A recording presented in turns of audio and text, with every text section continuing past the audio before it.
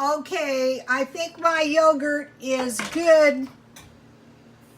And so I want to use my little yogurt container to try and figure out how much yogurt I generated.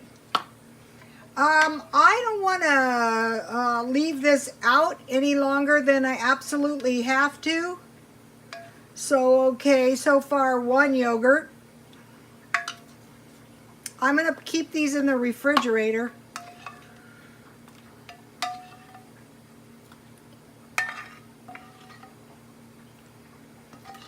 What's going to happen is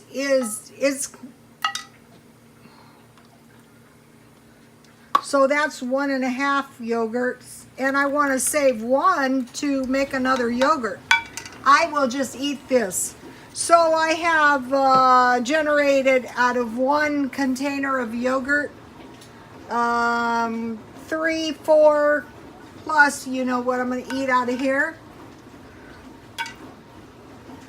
So next time it'll be 2 cups yogurt, because I'll use this to make my yogurt. I'm gonna type in the recipe of how I did it, and this wasn't you know out too long.